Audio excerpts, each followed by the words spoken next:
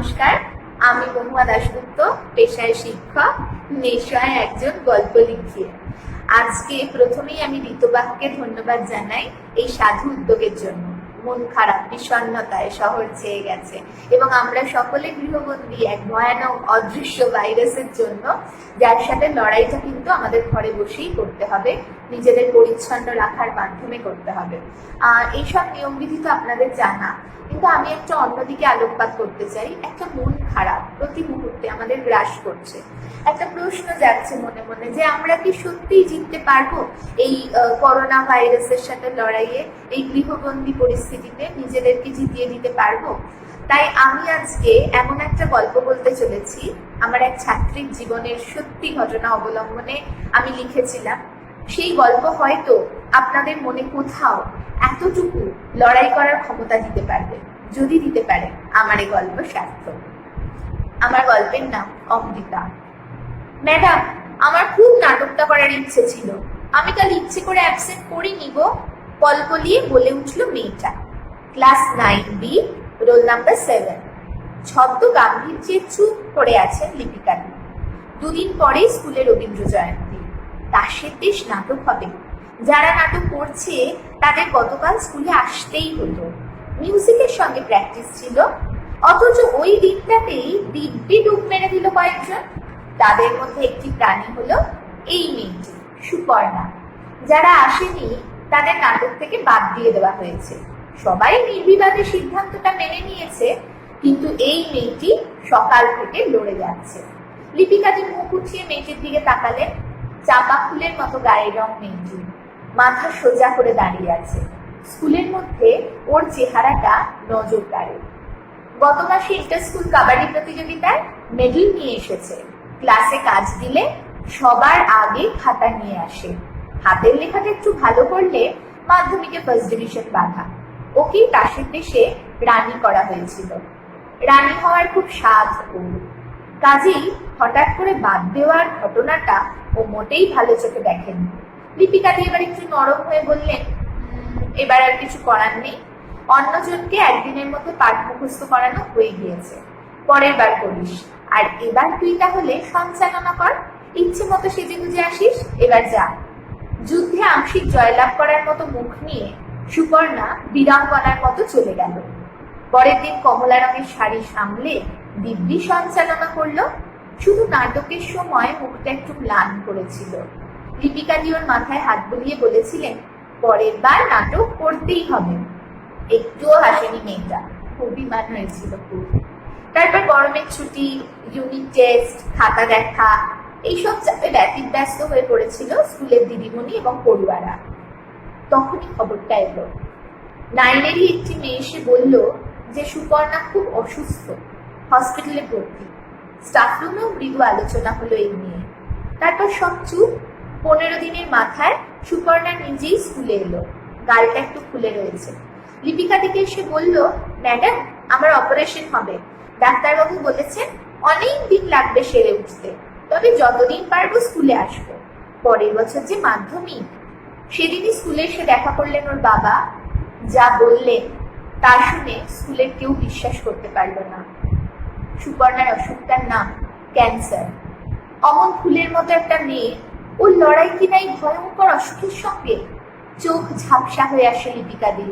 ক্লাসে গিয়ে চোখ মেলাতে পারেন না মেয়েটার সঙ্গে। নাটকের আগের দিন তাহলে এই কারণেই অসুস্থ হয়েছিল ও।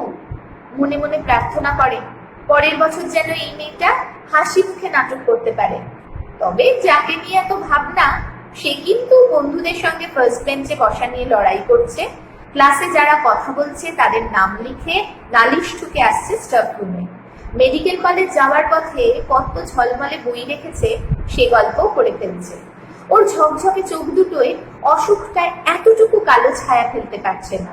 ওদের ক্লাস টিচার লিপিকাদি মনে মনে বলছেন, তোকে জিততেই হবে। মুখে বলছেন, সুপর্ণা, অ্যালিস ইন ওয়ান্ডারল্যান্ড পড়বি? আজ আমার থেকে নিয়ে যাস। সুপর্ণা গর্বিত ভাবে মাথা নাড়ছে, ভাবছে কি বেশি একটা অসুখ করেছে, তার জন্য সবাই কত ভালোবাসছে। অসুখটাও যেন থমকে যাচ্ছে। কিশোরী মেয়েটার মুখের হাসি কেড়ে নিতে তারও তো লজ্জা হওয়া উচিত। হেড দিদিমণি চন্দ্রিমাদি চিন্তিত মুখে বললেন, সুপর্ণার বাবা এসেছিলেন। নিম্ন মধ্যবিত্ত পরিবার, কেমো শুরু হবে আগামীকাল থেকে, আমাদের কিছু সাহায্য করা উচিত। স্কুলের ছাত্র, শিক্ষক সকলে যথাসাধ্য চেষ্টা করলেন। ওকে দেখতে গেলেন অরুণিমাদি আর লিপিকাদি। নিজের বাবাকে এই অসুখে হারিয়েছেন লিপিকা ম্যাডাম, তাই অসুখটার প্রতি অনেকটা রাগ, ঘৃণা জমে আছে। অসুখটাকে মেয়েটার শরীর থেকে আলাদা করে দিতে পারতো যদি, তবে মনের জ্বালাটা মিটত। হসপিটালে ঢুকে লিপিকাদির মনে হলো সুখ আর অসুখের মাঝখানে একটাই ভাঙা সাঁকো। এপারে আর ওপারে আমরা কজন। মেয়েটা ছুটে এলো ওদের দেখে। অসুখটা কি ও বোঝে না, তাই হসপিটালের বেডে খেলাঘর সাজিয়ে বসেছে। অরুণিমাদির হাত থেকে গল্পের বইয়ের প্যাকেটটা নিতে নিতে হাসার চেষ্টা করলো। লিপিকাদিকে বলল, বাংলা পরীক্ষায় কত পেয়েছি ম্যাডাম? লিপিকাদি না হেসে পারলেন না, বললেন গোল্লা। সুপর্ণাকে আদর করে বললেন, তুই স্কুলে আয়, তারপর লেখাপড়া করবি। ওর মা কান্না লুকিয়ে বললেন, কবে যে যাবে? সুপর্ণা হাত মুঠো করে বলল, স্কুলের জাম গাছটায় জাম পেকেছে গো ম্যাডাম। মেডিকেল কলেজের ক্যান্সার ওয়ার্ডের বাইরে দক্ষিণা বাতাস বইছে। অনেকগুলো বন্দিনী মেয়ের উদাস দৃষ্টিতে দক্ষিণ হাওয়ায় বর্ষার মেঘ দেখতে পেলেন লিপিকাদি। আর বুঝতে পারলেন না। টানা একটা বছর ওষুধ, কেমো, ইনজেকশন, অপারেশনে বিপর্যস্ত হলো এক ফোঁটা মেয়েটা। স্কুল চলল নিজের নিয়মে। শুধু ফার্স্ট বেঞ্চের ধারের দিকটা দেখে মনটা হুহু করতো লিপিকাদি। মাধ্যমিক পরীক্ষাও এগিয়ে এলো। ঘরে বসে লেখাপড়া করছে সুপর্ণা। সবাই জানে পরীক্ষাটাও এবার দিতে পারবে না। ওর যা শরীরের অবস্থা, হসপিটালের বেডে বসেও পরীক্ষা দিতে পারবে না। অসুখটা বুঝি এবার হারিয়েই দিল ওকে। বাংলা পরীক্ষার দিন বিকেলবেলা স্কুল থেকে বেরিয়ে বাস স্ট্যান্ডের দিকে হাঁটছিলেন লিপিকা ম্যাডাম। হঠাৎ চেনা গলার ডাক, ও ম্যাডাম! ঘুরে তাকিয়ে দেখেন সুপর্ণা। অসুখটা ঝড়ের চিহ্ন রেখে গেছে ওর শরীরে, তবু শীর্ণ দু হাতে কার্ডবোর্ড আঁকড়ে বাড়ি ফিরছে। হাত মেরে আশ্বাস দিল, পরীক্ষা ভালো হয়েছে। ইশারায় বলল, কত কি সব বুঝলেন না, শুধু এইটুকু বুঝলেন ক্যান্সার নামের অসুখটা এবার হাঁটতে চলেছে। আর ঠিক করলে মেয়েটা সেরে উঠলে পরের অনুষ্ঠানে ওকে রানী রয়, রাজার পাঠ দেবেন। সেরা পাঠটা ওকে ছাড়া কাউকে মানাবে না। সুপর্ণাকে হাত নেড়ে মনে মনে অনেক আদর পাঠালেন। সবার আদর বর্ম হয়ে ঘিরে থাকুক ওকে, ও রাজার মতো যুদ্ধ জয় করে আসুক। সুপর্ণা ততক্ষণে কাছে চলে এসেছে। প্রণাম করে বলল, শরীর যখন খুব খারাপ করে তখন মনে মনে সেই মন্ত্রটা বলি আর অসুখ সেরে যায়। লিপিকাদি অবাক হয়ে বললেন, কোন মন্ত্রটা রে? সুপর্ণা গম্ভীর হয়ে বলল, সেদিন ক্লাসে বলেছিলেন না, মৃত্যুর মা অমৃতাঙ্গাময়া। এক মুহূর্তের জন্য চরাচর স্তব্ধ হয়ে গেল লিপিকাদির কাছে। সুপর্ণার হাত দুটো মুঠিতে ধরে থাকলেন কিছুক্ষণ, একটু শক্তি নিলেন ছোট্ট মেয়েটার কাছ থেকে, আর মনে মনে ওর নাম দিলেন অমৃতা। বিকেলের এলোমেলো হাওয়ার মেয়েটার চলে যাওয়ার দিকে দেখিয়ে থাকতে থাকতে দেখলেন একটা কালো অন্ধকার পিছনে ফেলে এগিয়ে যাচ্ছে জ্যোতির্বলয়। পৃথিবীর কোনো অসুখ তাকে ছুঁতে পারবে না। সকলে ভালো থাকবেন। গল্প করলাম আমি, মহুয়া দাশগুপ্ত।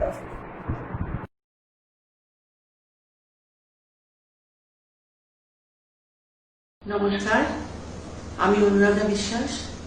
ঋতুবাকের আমন্ত্রণে আজকে আমার নিবেদন কবিকে স্মরণ করে। আমরা কোভিড-19-এর জন্য আমরা আজকে সবাই গৃহবন্দী। খুব সংকটময় একটা অবস্থার মধ্যে দিয়ে আমরা যাচ্ছি।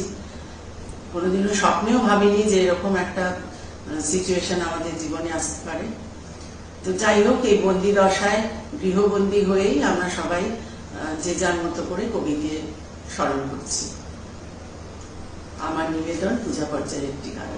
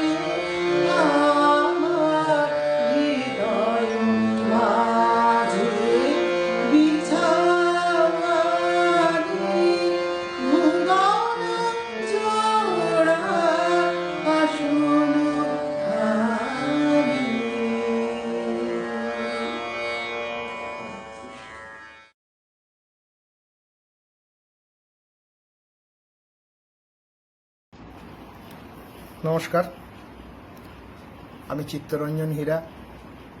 আজ আপনাদের সামনে এসেছি ঋতবাকের আমন্ত্রণে, সাহিত্যের আড্ডা নিয়ে, কবিতার আড্ডা নিয়ে। এমনই আবদার আছে আমার কাছে, কিন্তু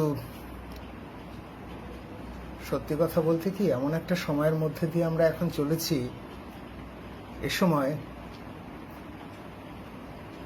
আড্ডা অবশ্যই জরুরি, কিন্তু কতটা নিরাময় আমরা খুঁজে পেতে পারি এর মধ্যে দিয়ে, এটা চিন্তার ব্যাপার আছে। আমার কাছে তো ক্রমশ ব্যাপারটা আনন্দ হারা হয়ে যাচ্ছে। কিন্তু এটাও সত্যি, আমার প্রিয় মানুষ, আমার সাহিত্যের এক অভিভাবক বলা যায়, কবি নারায়ণ মুখোপাধ্যায় বলেছিলেন, যাহারা দুঃখ বুঝিল না তাহারা আনন্দ বুঝিবে কেমন করিয়া। তো এই দুঃখের মধ্যে দিয়েই সেই আনন্দের খোঁজ আমাদের চলতে থাকবে। আমরা চলেছিও সেই পথে। সত্যিকারের নিরাময় খুঁজে আমাদের পেতে হবে, কারণ জীবন তো হাল ছেড়ে দেওয়ার জন্য নয়। ঋতবাকের আড্ডার অতুলনীয়, একথা স্বীকার করতেই হবে। আর এখন এমন একটা আড্ডার মধ্যে দিয়ে আমরা যা সময়গুলো কাটাচ্ছি, প্রত্যেকেই একা। একার সঙ্গে একার যে আড্ডা, সেই আড্ডাকে মিলিয়ে দেওয়ার চেষ্টা করা হচ্ছে 10-এর আড্ডার সঙ্গে, সারা পৃথিবীর সঙ্গে। আর এই আড্ডার কথা যদি বলা হয়, তাহলে ভীষণভাবে মনে পড়ে যায় আমাদের ফেলে আসা এক দিনের কথা, আমাদের 60 দশকের প্রিয় কবি মঞ্জুষ দাশগুপ্তর অফিসের আড্ডা। যে আড্ডার কথা না বলে আমি থাকতেই পারবো না। যিনি আমাদের মানুষ হতে শিখিয়েছিলেন, এই যে পল্লব বরণ পাল, আমাদের পল্লবদা মনে পড়ছে নিশ্চয়ই, আর এ কথা না বললে অন্যায়ই হবে, তাই না? মঞ্জুষ দাশগুপ্তকে ছাড়া আমরা এই সাহিত্যের পৃথিবীকে চিনতেই পারতাম না। আমাদের একে অন্যের সঙ্গে মিলনের যে সূত্র, যে আত্মার বন্ধন, শিল্পকে চেনা, কবিতাকে চেনা, কবিতার হাত ধরে বাঁচার রসদ খোঁজা, আমাদের মঞ্জুষদা শিখিয়েছিলেন। প্রতি সপ্তাহে অন্তত শুক্রবার তার অফিসে বিকেল 3টের পর আমাদের জমাটি আড্ডা হতো। আর সেই আড্ডা নিছক আড্ডা নয়, প্রতি মুহূর্তকে ঘিরে থাকতো কবিতা, প্রতি মুহূর্তকে ঘিরে থাকতো সাহিত্যের পাঠ বিশ্ব, একে অন্যের পাঠ বিনিময়। তিনি শেখাতেন, বল কি পড়েছিস, কাল কি পড়েছিস। একে অন্যের পাঠ বিনিময় যে আমাদের সমৃদ্ধ করতে পারে, সেটা তিনি আমাদের শিখিয়েছিলেন, চেষ্টা করেছিলেন। আর বলতেন, কবি হিসেবে তুমি কত বড় হতে পারবে সেটা তুমি জানো না। একজন ভালো কবি হওয়ার আগে একজন ভালো মানুষ হওয়াটা খুব জরুরি, সত্যিকারের মানুষ হওয়াটা জরুরি। এই মানুষ হওয়ার শিক্ষা তিনি আমাদের দিতে চেয়েছিলেন। জানি না কতটা মানুষ হয়ে উঠতে পেরেছি আমরা। ঠিক আছে, আমি শুরু করি তার একটি কবিতা দিয়েই। পড়ছি, সময়ের সঙ্গে হয়তো অনেকটাই সাযুজ্য আছে এই কবিতার। তার কবিতা 1992, সম্ভবত 1993 এরকম সময় প্রকাশিত হয়েছিল। 1993 পর্বণ সন্ধি এবং আগুনের ডানা, দুটি গ্রন্থ পাশাপাশি সময় প্রকাশিত হয়েছিল। আগুনের ডানা প্রকাশিত হয়েছিল বাংলাদেশ থেকে, আর পর্বসন্ধি এদেশ থেকে। আমি আগুনের ডানা থেকে একটি কবিতা পড়ছি। অনুবিশ্ব। আলো ছুটে যেতে যেতে অকস্মাৎ থমকে দাঁড়ালো মানুষের শরীরে। তখন শক্তি তার বিন্যাস হারালো, অন্ধকার, অন্ধকার। এই যে তরঙ্গ যায়, অণু, পরমাণু কিংবা কোয়ার্কের ভাঙা, তাও কিন্তু ছুঁয়ে আছে পৃথিবীর ডাঙা। হয়তোবা আরো অনেক পৃথিবী মহাবিশ্বে লুকিয়ে রয়েছে। বিজ্ঞানী খোঁজেন যুক্তি, প্রাচ্যদেশী মিথে কিংবা রহস্য পুরাণে আমি দেখি আদিবাসী মেয়ের নূপুর বাঁচতে থাকে ঘুম ঘুম, ঝুম ঝুম। কি আশ্চর্য না, কবিতা এবং বিজ্ঞান কিভাবে আমাদের জীবনে চেতনার উন্মেষ ঘটাতে পারে। আমরা অনেকেই এই বিষয়টা, এটা একটা অনেক বড় বিষয়, এই বিষয় নিয়ে পরে আলোচনা করা যেতেই পারে, রইল। বিষয়টা শুধু এইটুকুই তুললাম যে কবিতায় বিজ্ঞান, চেতনা আর প্রেম কিভাবে একজন কবিকে স্বাতন্ত্র্য চিহ্নিত করে তুলতে পারে। তো এইভাবে কবিতা, বাংলা সাহিত্যের হাজার বছরের যে ইতিহাস, সেই ইতিহাসে আমরা লক্ষ্য করব যে কবিতা পাল্টে পাল্টে এসেছে ভাষার মাধ্যমে, হাত ধরে, আঙ্গিকের হাত ধরে। অর্থাৎ মঞ্জুস দাশগুপ্তের কথাই বলি, তিনি বলতেন কবিতার ইতিহাস হলো ভাষা বদলের ইতিহাস, আঙ্গিক বদলের ইতিহাস, টেকনিক বদলের ইতিহাস। ভাষা বদলাতে বদলাতে সময়ের হাত ধরে নতুনের পথে আমাদের এগিয়ে নিয়ে যায়। আমরা নতুনের সম্ভাবনাগুলো কবিতার মাধ্যমে দেখতে পাই। এই যে জীবন, এই যে জীবনের সংকট, এই জীবনের সংকট, এই সংকটের কথা কবিতায় ধরা আছে যথেষ্টই। আর সংকট মুক্তির কথাও বলা আছে। এই তো, এর থেকে আর গভীর নিশ্চয়ই বন্ধুদের এখন ভালো লাগবে না, কোনো এক সময় আলোচনা করা যাবে। শুধু এইটুকুই বললাম যে দীর্ঘদিন ধরে আমি কবিতার ভাষা বদল এবং আঙ্কিক বদল নিয়ে কাজ করার চেষ্টা করছি।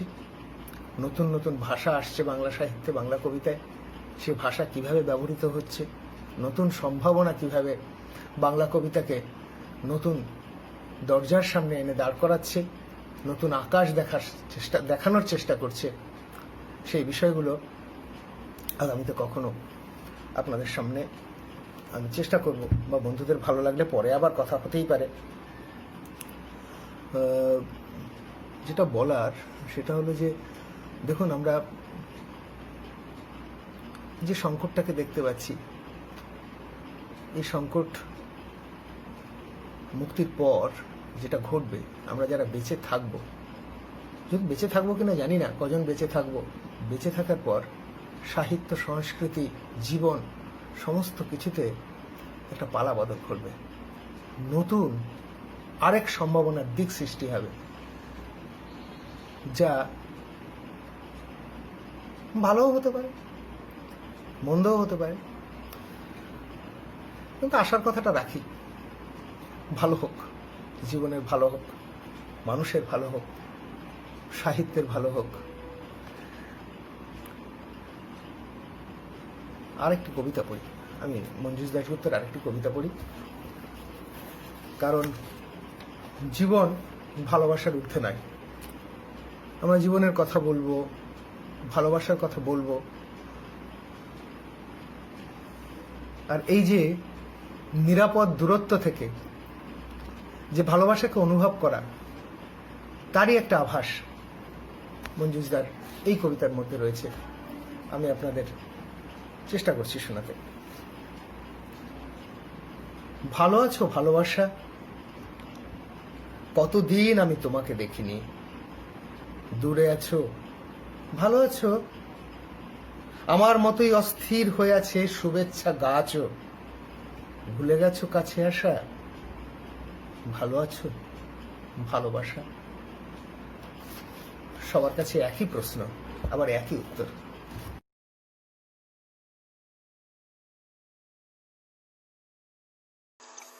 নমস্কার, আমি রাজা দাশগুপ্ত। আজ ঋতবাকের আমন্ত্রণে ছুঁয়ে থাকি বন্ধু সিরিজে অপ্রত্যাশিতভাবে জড়িয়ে গেছি। অপ্রত্যাশিতভাবে এই জন্য বলছি, আমি গত 5 বছর ধরে ঋতবাক ব্লগ স্পটের নিয়মিত পাঠক। ফেসবুকে আলাপ এবং ঋতবাকের কোনো অনুষ্ঠানে এ আমার প্রথম পরিবেশন। এই লকডাউনই বোধহয় আমাদের মতো প্রবাসী বাঙালিকে আপনাদের কাছে আরো কাছে নিয়ে আসতে সাহায্য করেছে। সুস্মিতাকে ধন্যবাদ জানাই এরকম একটি আন্তর্জাতিক অনুষ্ঠান ফেসবুকে শুরু করার জন্য এবং আমাকে আমন্ত্রণ জানাবার জন্য। আমার কিছু ভাবনা এই সময় 21 দিনের লকডাউনে লেখা আপনাদের সাথে শেয়ার করতে চাই। হে বংশীধারী, কোথায় তোমার বাঁশি, যে বাঁশির ডাকে মুগ্ধ হতো হেমলিনের গোপীরা, যে বাঁশির সুরে আকবর বাদশাহ আর হরিপদ কেরানি কে এক করে দিত। সেই বাঁশি হে বাণীপতি, কদম্ব কুঞ্জে নিপতলে কার মনে দিয়েছিল দোলা। বাজাও বাজাও হে মুকুন্দ মুরারি, বাজাও তোমার বাঁশি। আজ কদম ফুলে ছেয়ে গেছে ধরিত্রী, মানুষ ভীত, মহা আশঙ্কায় জপিছে মৌন মন্ত্র। পৃথিবীর বীর কুরু সেনাপতিরা আজ অসহায় নতজানু। 21 দিনের কুরুক্ষেত্রের যুদ্ধে আর কতদিন গড়াবে হে যুদ্ধাপতি, সত্যের সারথি।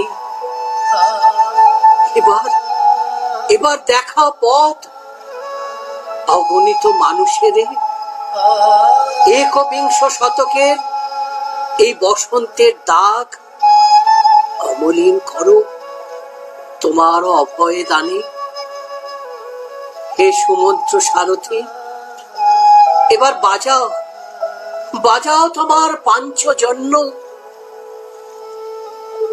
এবার একটি রবীন্দ্র কবিতা, বাঁশি।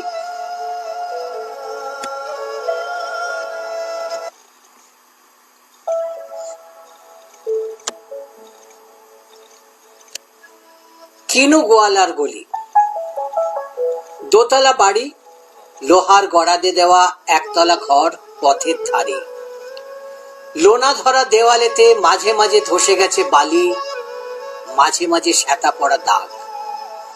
মার্কিট থানের একখানা মার্কা দেওয়া একখানা ছবি, সিদ্ধিদাতা গণেশের, দরজার পরে আটা। আমি ছাড়া ঘরে থাকে আরেকটা জীব, এক ভাড়াতে, সেটা টিকটিকি। তফাৎ আমার সঙ্গে এই শুধু, নেই তার অন্যের অভাব। বেতন 25 টাকা, সদাগরি অফিসের কনিষ্ঠ কেরানি, খেতে পাই দত্তদের বাড়ি ছেলেকে পড়িয়ে। শিয়ালদা স্টেশনে যাই, সন্ধেটা কাটিয়ে আসি, আলো জ্বালাবার দায় বাজে। ইঞ্জিনের ধস ধস, বাঁশির আওয়াজ, যাত্রীর ব্যস্ততা, কুলি হাঁকাহাঁকি। 10:30 বেজে যায়। তারপরে ঘরে এসে নিরালা, নিঝুম, অন্ধকার। ধলেশ্বরী নদী তীরে পিসিদের গ্রাম। তার দেওরের মেয়ে অভাগার সাথে তার বিবাহের ছিল ঠিকঠাক।